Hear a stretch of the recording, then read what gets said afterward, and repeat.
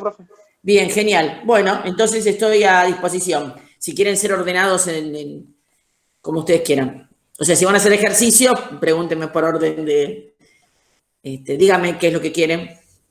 Si ustedes se pusieron de acuerdo o algo. Profe, yo puntualmente con su ejercicio 14, donde habla bueno, a qué llamamos vapor y la diferencia con gas. Bueno, dale. Yo como contestar la pregunta puse que un gas es un estado de materia y el vapor es un gas cuando está por encima de su temperatura crítica, por eso puede condensar como un líquido. O sea que el vapor es un estado de equilibrio entre el gas y el líquido. ¿Eso está bien contestado? A ver, la diferencia puntual entre... Sí, no está mal, pero está como enroscado, ¿sí? La diferencia fundamental entre vapor y gas es que los gases existen en esa condición en condiciones normales de presión y temperatura de la Tierra, ¿sí? Ah, perfecto. O sea que los gases son los que aparecen en la tabla periódica de color verde. los gases nobles. ¿Cómo? Los nobles, digo, los gases nobles. No, esos son unos, pero tenés también el oxígeno, el nitrógeno. Ah, claro. Miralo en la tabla periódica, vas a ver que son el hidrógeno. ¿Sí? O sea, profe, son los que tienen como variables la presión, la temperatura y el volumen. Esos serían los gases, a diferencia del vapor. Claro, igual las variables esas son para todas las sustancias, ¿sí? Todo puede ser, digamos, a todo se le puede ejercer cambios de variables. Lo que pasa que los gases son los que en condiciones normales de presión y temperatura a nivel terrestre, porque si estamos en Marte no podría decir lo mismo, ¿sí? Están en estado gaseoso, ¿sí? Y entonces el vapor, profe, es el equilibrio entre el gas y el líquido. No, el vapor.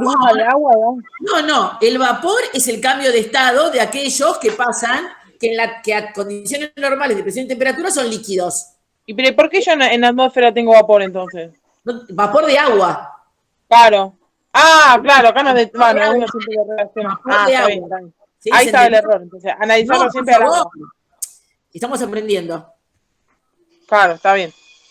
¿Sí? Yo siempre asocié al agua, entonces yo, ¿cómo puede ser que tenga las dos cosas? Eso lo dije yo en la clase. El agua no es el mejor ejemplo, porque el agua está en condiciones normales de presión y temperatura en los tres estados de la materia, en la naturaleza. La tengo como vapor de agua en las nubes, la tengo líquida en los ríos y los mares, a pesar de que es una solución, y la tengo, y en la lluvia, y la tengo en estado sólido en los que te polares, ¿sí? ¿Entendés?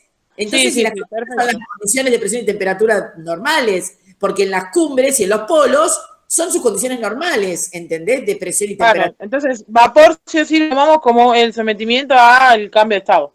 Claro, claro. Por eso yo digo que puedo cambiar el estado de los gases, pero no digo condensación, sino que digo licuación, porque tengo que afectar la presión aparte de la temperatura.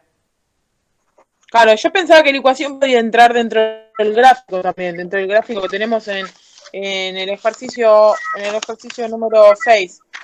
Y ¿El cuadro de los cambios de estado? Sí, pensé que la ecuación podía ir, pero sí, esto necesita ¿sí? No, lo podés poner, porque mira, yo lo voy a hacer el cuadro de cambio de estado, yo lo hice creo la primera clase, donde puse los nombres de los cambios. Y cuando puse el estado... Pero, ¿en qué primer clase habla? La primera clase que di de la clase 1. La clase pasada. Ah, no me di cuenta. No Fíjate en la pizarra, tiene que estar en la pizarra. Claro, no sé si estaba incluido la licuación, por eso me había quedado en duda. Está, y aparte, porque yo lo que hice en el cuadro fue poner una separación en el cuadrito que dice vapor-gas. Ajá. Lo voy a buscar entonces, lo voy a ver. Cualquier cosa me decís y te lo mando. Sí, igual están todos los libros, ¿sí? Profesora, yo tengo la duda en la pregunta número 18. Yo le digo, a ver si está bien. Dice, le digo la número 18, dice, la materia se puede definir como todo aquello que tiene masa y ocupa un volumen. Justifica que el aire es materia de acuerdo con esta definición. ¿Qué experiencias realizarías para comprobarlo? Bueno. ¿Sí? Y bueno, sí, el aire es materia porque está formado por gases y tiene volumen y masa. En la condensación, por ejemplo, cuando se provocan las nubes, ¿eso sería o un ejemplo? No, no, vos tendrías que pensar en un experimento donde vos puedas comprobar que el aire tiene masa y tiene volumen.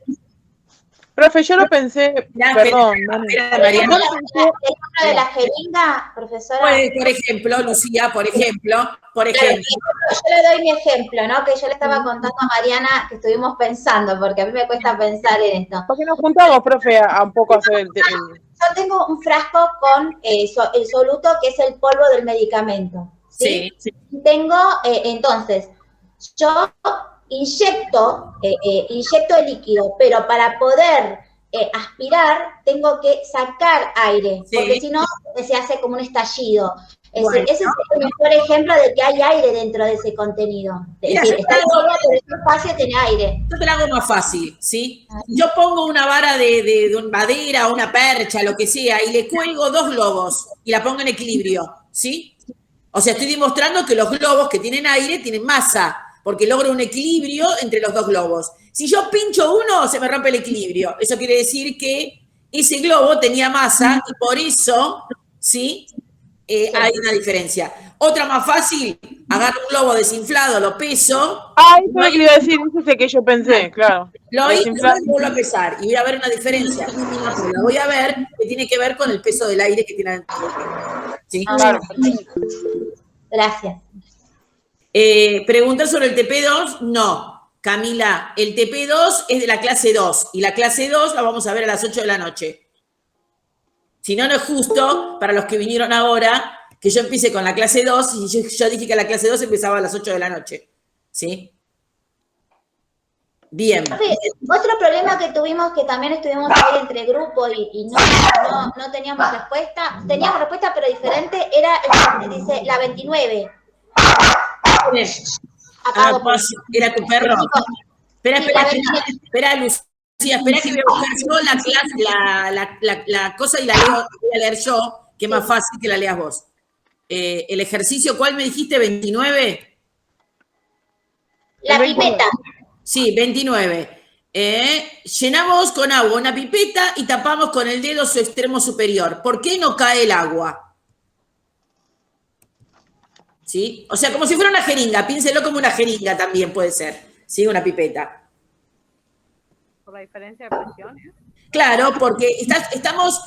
Por eso es otra forma de demostrar que estamos rodeados de aire. Hay un mar de aire que ejerce presión sobre ese líquido y no lo deja salir.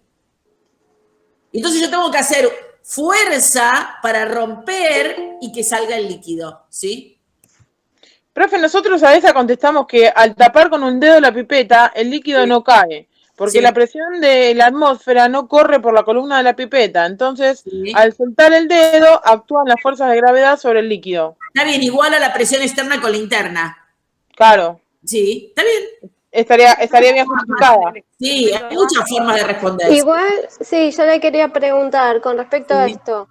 Igual cuando hay un líquido, un fluido, bueno, ya sea la jeringa, eso es como que hace vacío el mismo líquido, no deja entrar aire. Entonces, claro, es como la gente que te dice, yo veo el vaso medio lleno o medio vacío. Yo le digo, el vaso siempre está lleno, la mitad de aire y la mitad de agua, ¿sí? Claro. Perdón, Ariel. Acá estoy.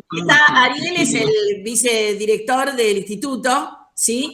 Si ustedes no lo conocían, para que, bueno, nada, lo conocen ahora.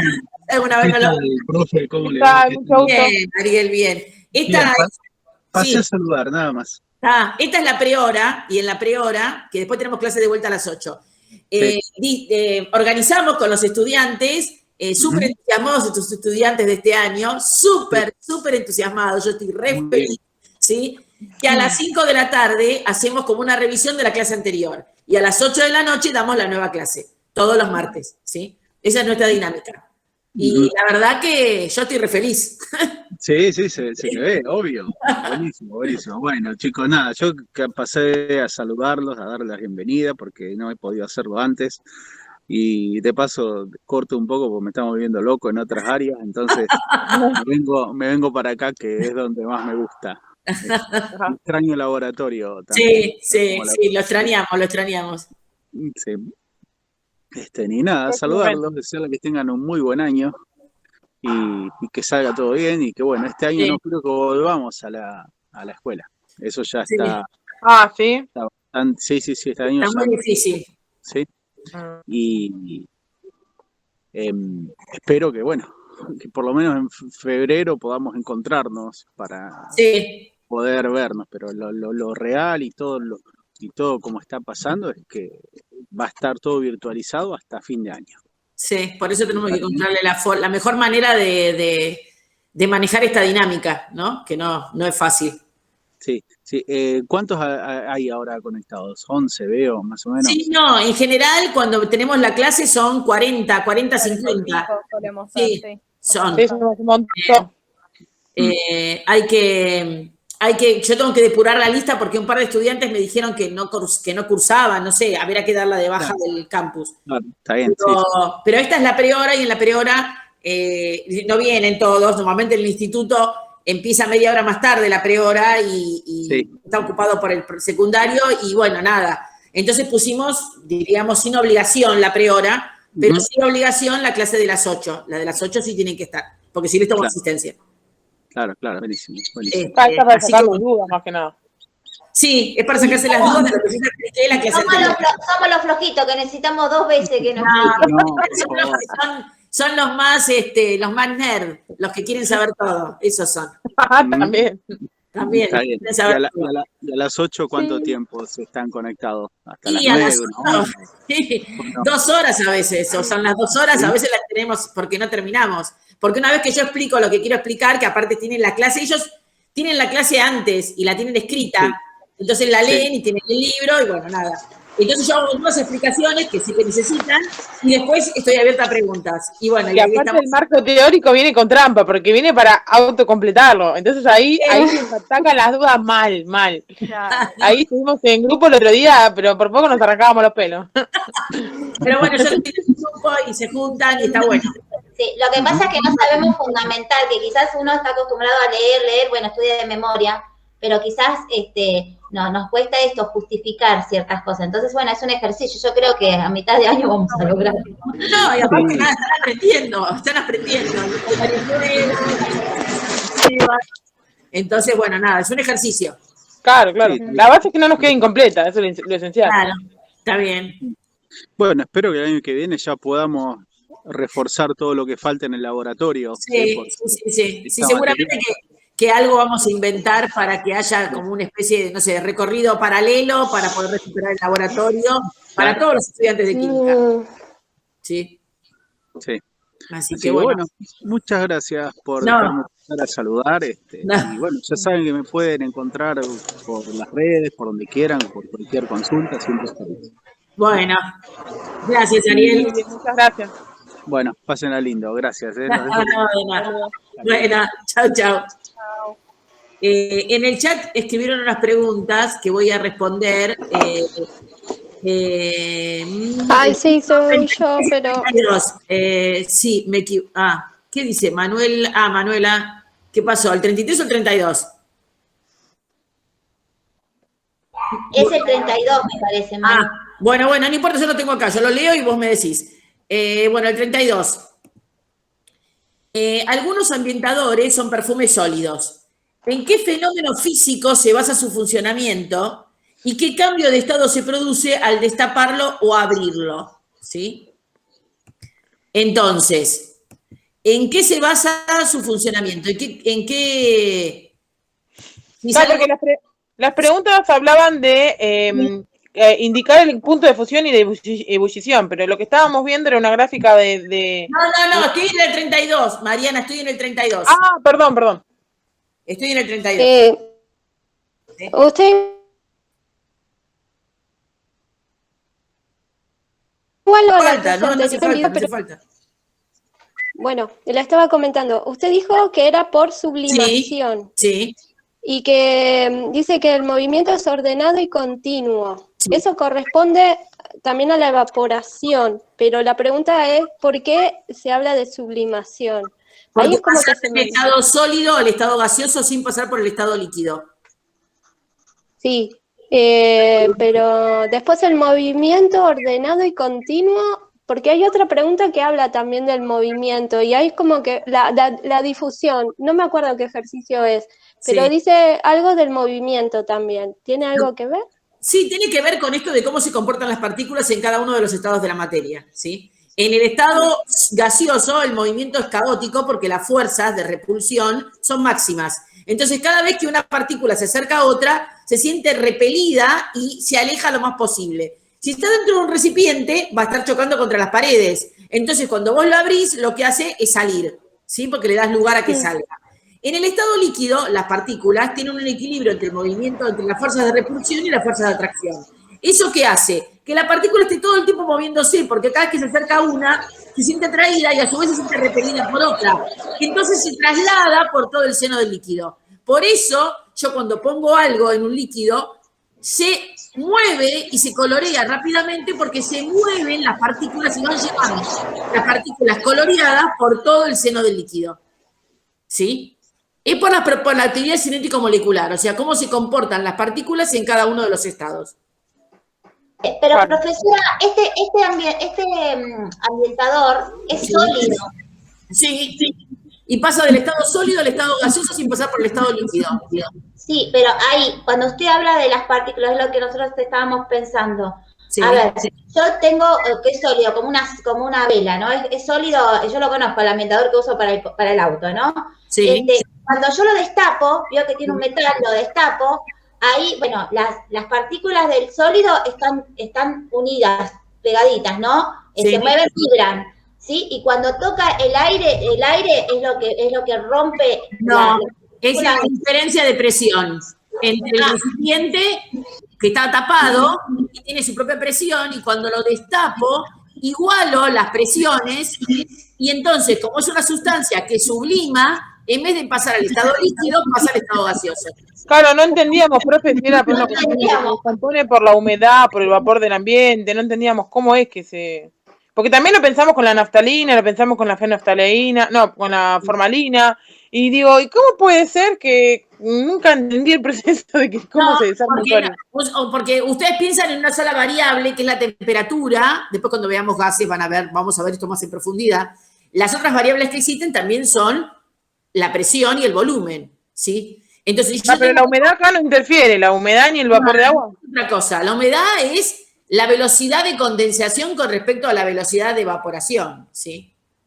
O sea, yo tengo humedad porque tengo mayor velocidad de condensación que de evaporación. Entonces, en vez de No, eso sí, profe, el ejercicio de la ropa, pero yo digo, por ahí las gotitas que están en el aire tocan al sólido y lo van derritiendo o lo van, no sé. No, es que no se derrite, sublima, no se derrite. Claro. No se derrite, no. Después pensábamos que las moléculas que están en el aire chocan contra ese sólido y lo van desarmando, lo van desintegrando. Pero ahí tendría que haber una reacción química, ¿sí? Ahí tendría que haber una reacción química entre las partículas del aire y el sólido, ¿sí? O sea, porque las partículas son de otra cosa las que están afuera, ¿sí? Ajá. ¿Entendés? Entonces uno tiene que pensar... Solo por atmósfera, solo por un cambio de presión. La diferencia de presión y porque es, diríamos, es una característica de esa sustancia, de la que está dentro del recipiente, ¿sí? Es una propiedad inherente de la sustancia, ¿sí? Entonces, lo que más o menos se estaría entendiendo es que la mayoría de los cambios de estado se generan por la variación de presión. No, se generan por la variación de temperatura, eso fue lo que viste. Temperatura. ¿Sí? Ah. Pero hay algunos que puntualmente, además de la temperatura, tenés la presión. O sea, el ambientador, ¿sí? También hay un cambio de temperatura, porque la temperatura del recipiente interna es una que cuando yo lo abro, aparte de igualar la presión, estoy igualando la temperatura con la temperatura exterior del recipiente. O sea, dentro del recipiente hay una temperatura, pero afuera del recipiente hay otra temperatura, ¿sí? Que es más caliente que la que está dentro. Entonces, al homologar las temperaturas voy a tener la sublimación. Pero también tengo la diferencia de presión. ¿Sí? Gracias. No es una sola variable. Profesora, otra duda que teníamos que hablar con los... Porque había alguien que preguntó por el 33. ¿El 32 está? Sí. No, no, me había equivocado, no era el 33, era el 32. Ah, el 33 no, nadie... mi duda es únicamente porque pedía puntos de fusión y de ebullición cuando nos está dando una curva decreciente, una curva de enfriamiento, ¿Y qué que en tiene que realidad, ver? ¿Y qué tiene que ver? pero que en realidad lo que está pasando son otros cambios, son el de condensación y el de solidificación. Yo veo todos los cambios en esta curva. Yo tengo todos. No importa cómo la mire, para arriba o para abajo, la curva ya está hecha. No la estoy haciendo. Ya está hecha. Yo la puedo mirar así o la puedo mirar así.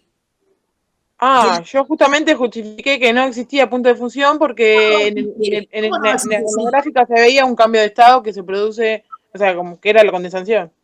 Pero igual hay, están los dos puntos igual. Están los dos puntos igual. Lo que pasa es que vos te encerrás en mirar que como se está enfriando, entonces no puede haber punto de fusión. El punto de fusión existe igual. ¿Sí? Tenés que mirar la sustancia y fijarte en qué estado está. ¿Sí? Yo te estoy poniendo en la gráfica. No sabía que la gráfica la podíamos leer para el derecho y al revés. No, es que vos la gráfica la podés leer como vos quieras. Yo no te dije cómo la tenés que leer. Yo te presento una gráfica. Y de esa gráfica, vos tenés que sacar lo que yo te pregunto. Si te la pregunto es porque en la gráfica está. Entonces yo lo que te hice en la gráfica, porque vos no podés saber qué sustancia es. Entonces yo lo que te dije en la gráfica es cuándo es sólido, cuándo es líquido y cuándo es gas. Sí. Vos tenés los 3 estados de la materia y tenés una gráfica completa, vos podés indicarme en esa gráfica cuál es el punto de fusión y cuál es el punto de ebullición, por ejemplo. ¿Y qué serían los mismos que de... Y el punto de fusión es el pasaje de qué cosa a qué cosa. Es de fusión. De sólido a líquido. De sólido a líquido. Sólido líquido, sí. Sí. ¿Y dónde se marca en esta gráfica el punto de fusión? ¿A qué temperatura? Y sería en el mismo que en el de condensación. No. ¿O estoy mal? Condensación No, sería estás mal. ebullición. Es el pasaje de sólido a líquido. Ah, claro, de condensación es de gas. Sí, perdón. No tengo la gráfica acá, pero sí. Claro, Entonces, sería al revés, en el que yo tomé como solidificación. claro, pero aparte es el punto de solidificación también es el punto de fusión. ¿Sí? Yo digo, ¿a qué temperatura se hace un cubito de hielo? A cero. Claro, ¿A qué temperatura funde el hielo? A cero. A cero. Porque es el equilibrio entre los dos estados. Ah, sí que era con trampita ese profe. No. No. Profe, tengo una pregunta. Sí. Pero espera, Aileen. ¿Está claro, Mariana? ¿Lo Sí, dejaste? está bien. Yo me pequé en mirar el decrecimiento nada más. Está bien, no hay problema. Aparte decía de enfriamiento. Sí. Listo. Gracias, profe. No, de nada. ¿Aileen? Sí, así como se plantea una temperatura para la fusión y la ebullición, ¿también se plantea una temperatura para la sublimación? Sí, depende de la sustancia, ¿sí? Sí. Pero no lo vas a ver en una gráfica. No lo vas a ver en una gráfica porque no te voy a poner una gráfica de sublimación porque no le encuentro mucho sentido. ¿Sí? Ok. ¿Sí? Bien. Pero está tabulado. Los valores están en el handbook, que es un libro sobre todas las constantes físicas de química, y en los handbook ahí te dice a qué temperatura hierve, a qué temperatura funde, te dice todo, todos los datos de una sustancia. ¿Sí? Ok, pero nosotros trabajamos con fusión y ebullición nada más. Está bien. Alguien me preguntó por el ejercicio 31. Manuela. Sí, otra vez movimiento, profe. Espera que lo miro. Si hay un haz de luz muy delgado, penetra por una pequeña rendija en una habitación oscura y se observa que el polvo en suspensión se mueve de manera desordenada y continuamente. ¿Cuál es la causa de este movimiento? Eso está en el marco teórico, Manuela. Sí, pero le quería preguntar, ¿eso es lo del movimiento browniano? Exactamente. Y ahí, bueno, está describiendo que es un movimiento aleatorio, al azar, Sí. parecido al estado gaseoso. Sí, ponele. Bueno, porque igual en la teoría dice que como que no, hay fuerzas que interactúan pero que no están identificadas, ¿no? Como que lo topa hasta ahí. Y sí, porque es mucho más profundo, pero vos en el primer año. ¿Sí? Ok. Entonces, hay un cierto nivel de profundidad en la que describimos los fenómenos. Más adelante, dentro de la misma cursada, tal vez lo profundicemos y tal vez lo profundices en otro momento, ¿sí? Ah, interesante. Gracias, profe. No, de nada. Profe, ¿puedo decirle la respuesta a ver si está bien en la narración? ¿De qué ejercicio? De ese que está hablando Manu. Bueno, dale. Yo puse que lo pusimos porque estuvimos haciendo juntos, ¿no? Dice, los gases tienen un movimiento desordenado y rápido y a través de la luz vemos la energía cinética de una mezcla de gases. O tenemos que poner la teoría. No, es que yo lo que estoy pidiendo ahí puntualmente de respuesta es el movimiento browniano. No hay otra respuesta para eso. Porque, o sea que como energía cinética. No estoy hablando, yo no veo ahí los gases. Yo lo que veo son partículas en suspensión que no forman parte de los gases, ¿sí? Que de otra manera no las vería, ¿sí? Nosotros hacíamos una práctica de laboratorio, que en este caso no la podemos hacer porque no vamos al laboratorio, donde observamos el movimiento browniano, ¿sí? Con un láser. Entonces, si ustedes tienen un láser de esos que a veces regalaban en los cumpleaños, ¿sí? Sí.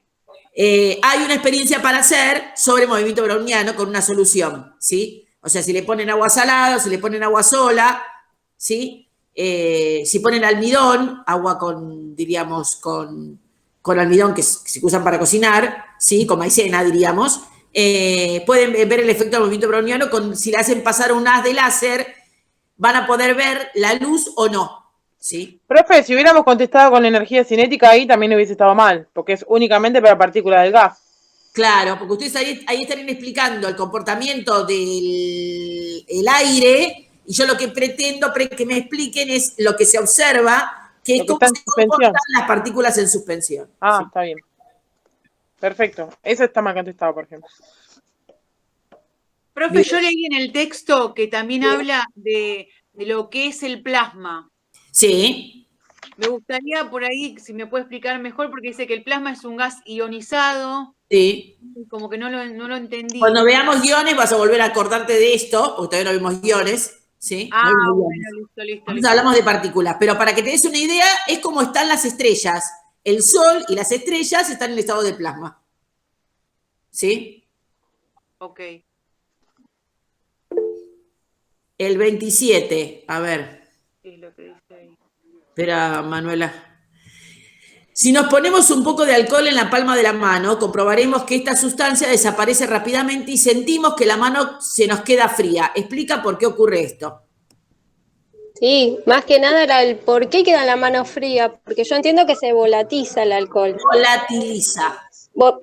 Volatiliza. Sí. Bien, entonces, vos pensá que se volatiliza, ponele que sería una explicación que la gente dice que hay cosas que volatilizan, en general volatilizan los combustibles. El alcohol es un combustible, ¿sí? Entonces, yo cuando me la pongo en la mano está en estado líquido, ¿sí? ¿Hasta ahí estamos? Bien. Cuando pasa al estado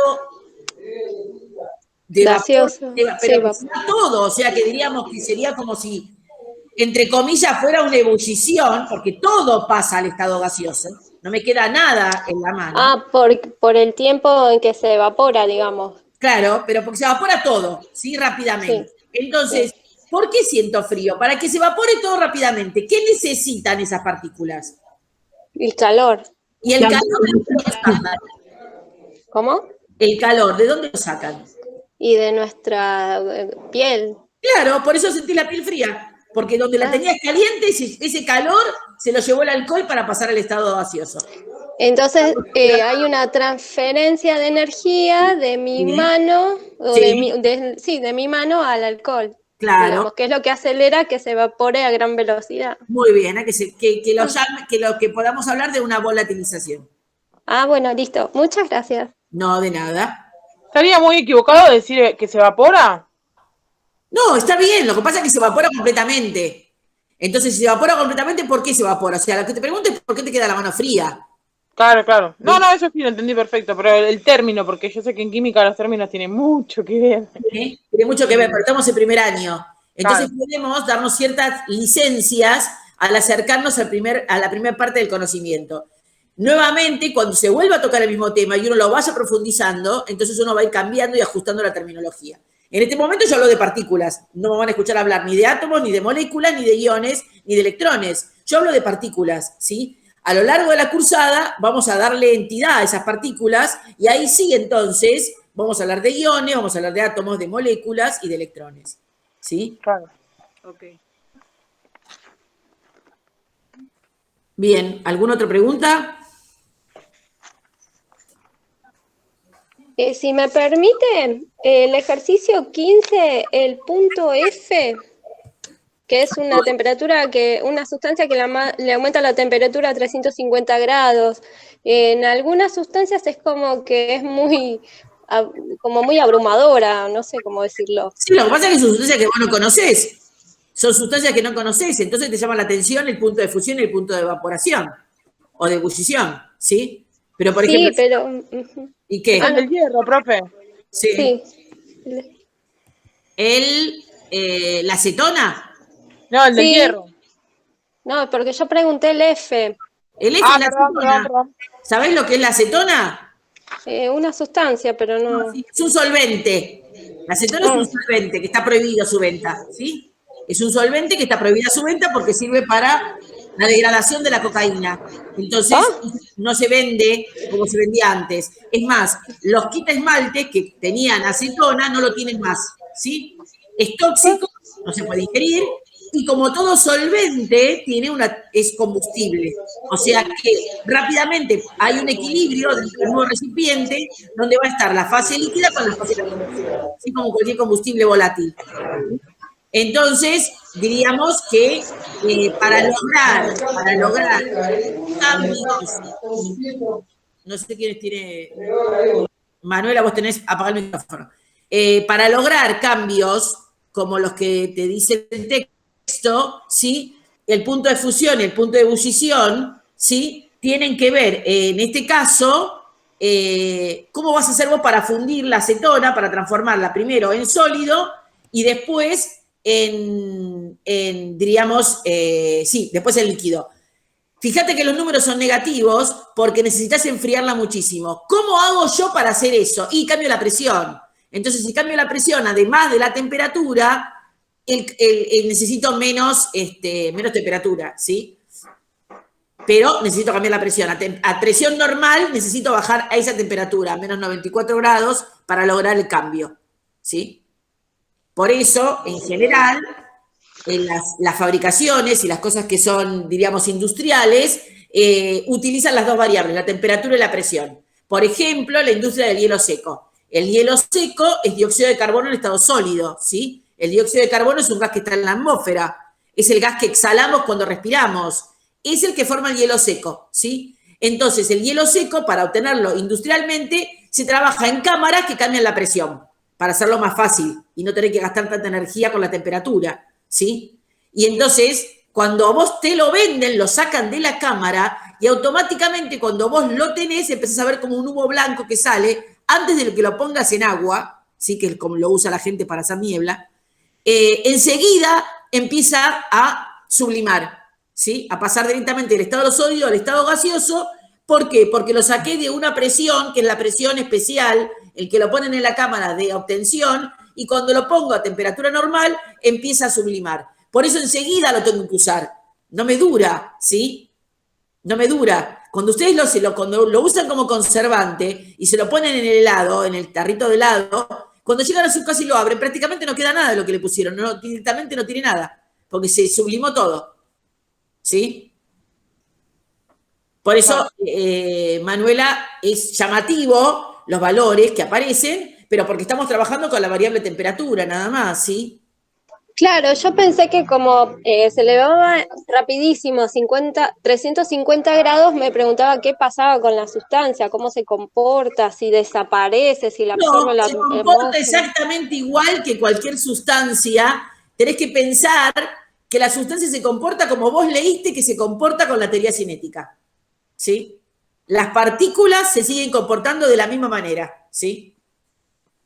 En eso no hay otra cosa, ¿sí? Por ejemplo, lo más llamativo son los metales que a temperatura ambiente funden, ¿sí? Vos tenés la idea por tu cotidiano, por tus conocimientos previos, que para derretir un metal necesito darle mucho calor, que es el caso del hierro, ¿sí? Necesito mucho calor para fundir un metal. Sin embargo, el galio es un metal que cuando yo me lo pongo en la mano, se funde, ¿sí? El mercurio es líquido, ¿no? No, el mercurio es líquido a temperatura ambiente, que es distinto que funda, ¿sí? Okay. El mercurio es líquido a temperatura ambiente, ¿sí? El galio es sólido, pero cuando me lo pongo en la mano, ¿sí? Y le doy apenas un poco de calor corporal, se funde. ¿Sí? Sin embargo, yo estoy viendo un pedacito de metal plateado y duro, que cuando me lo pongo en la mano, se funde.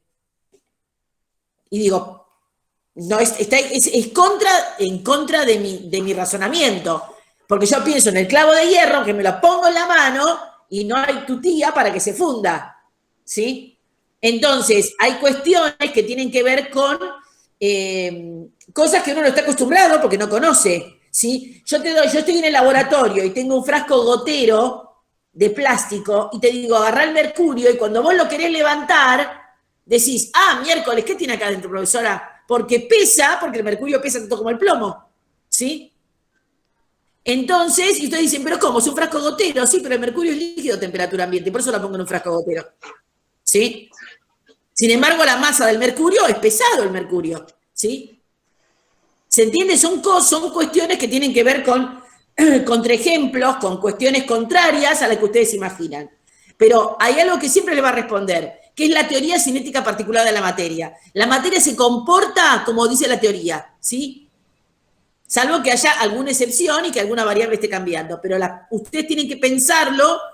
Si está en estado sólido, entonces así se comportan las partículas. Y así yo puedo tratar de entender lo que estoy observando. O un fenómeno que me piden que prediga qué va a pasar, ¿sí? O sea, si yo tengo un globo inflado y te digo, lo tengo cerrado, y te digo que lo estoy retorciendo y retorciendo y retorciendo, ¿ustedes qué creen que va a pasar con el globo? Estalla. ¿Y por qué? Y por el volumen. Claro, pero ¿yo qué estoy haciendo con el volumen? Lo estoy comprimiendo. Y las partículas del estado gaseoso están totalmente enloquecidas. Si yo le achico el espacio, todavía más van a golpear contra el globo. Y más fácilmente lo van a terminar reventando.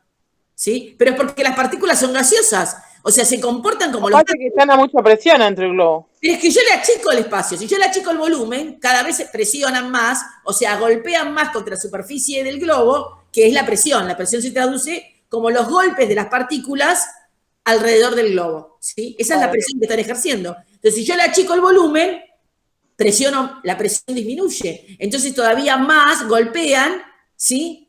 Más golpean y entonces termina explotando, pero porque se comportan como un gas, ¿sí? Bien. ¿Alguna otra pregunta? ¿O ya la respondí?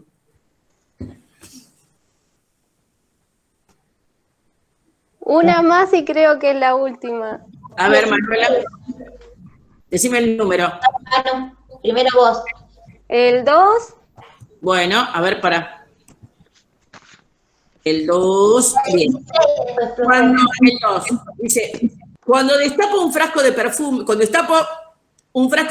al cabo de cierto tiempo, se percibe su aroma a cierta distancia. Esta propiedad es la difusión. ¿Cómo crees que se mueven los vapores del perfume en el aire de la habitación? ¿Sí? La difusión es poder sentir el olor, pero se están comportando como que, ¿cómo está la difusión? Gaseoso. No, líquido. No. No, ahora cuando salió es gaseoso. Bueno, cuando salió, sí. O sea, yo cuando abro el perfume o cuando tiro perfume, ¿sí? En general, los perfumes están en el aerosol, hay un equilibrio entre la fase líquida y la fase gaseosa, ¿sí? O sea, tienen puestos productos que lo mantienen en equilibrio. Entonces, cuando yo aprieto, libero la presión de adentro del recipiente y le igualo con la externa y sale, ¿sí? Sale ese rocío que tiene en suspensión partículas de líquido y partículas de gas, ¿sí? Entonces, las perfumadas se difunden porque las partículas de aire que tiene el perfume arrastran las del perfume, las que están olorosas, a través de todo el ambiente, ¿sí? Por eso hablo de difusión del perfume a través de las partículas gaseosas del aire, ¿sí? Se puede difundir porque como las partículas de gas están en continuo movimiento, lo llevan a través de toda la habitación en un corto tiempo. Profe, ¿lo mismo sería si es un frasco de perfume, un frasco como el de perfume, ponerse uno en el cuerpo?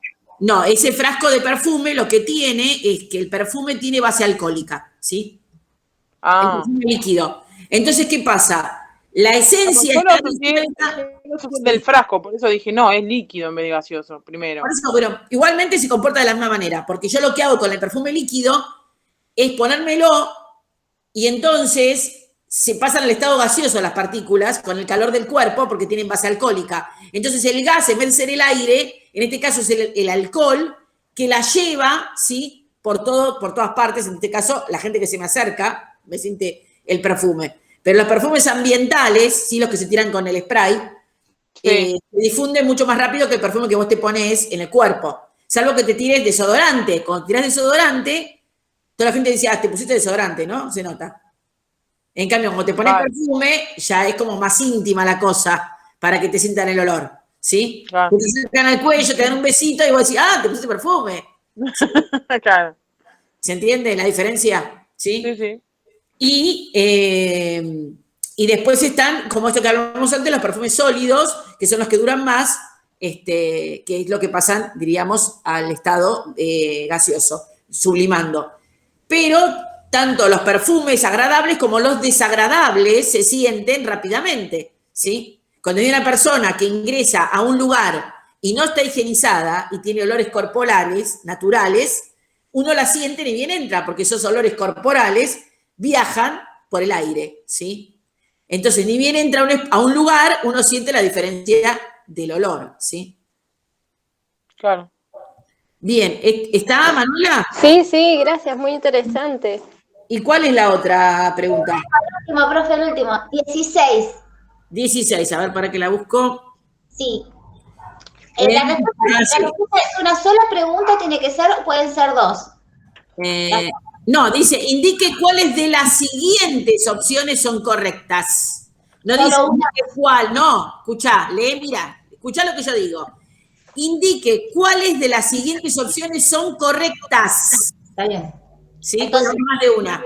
Puede ser la A, el cuerpo es más denso que el agua, y la D, ¿no? La densidad del cuerpo es de 2,7, pero ahí hay que sacar un cálculo. Sí, pero para eso te di los datos, para que lo calcules. Está bien, sí. ¿Puede ser eso? Que Sí. va a ser. Listo, está bien. Es la D entonces. A, B. Está bien. La A y la D. ¿Está bien, profe? Sí. Hice la cuenta, no hice la cuenta, tendría que hacerla.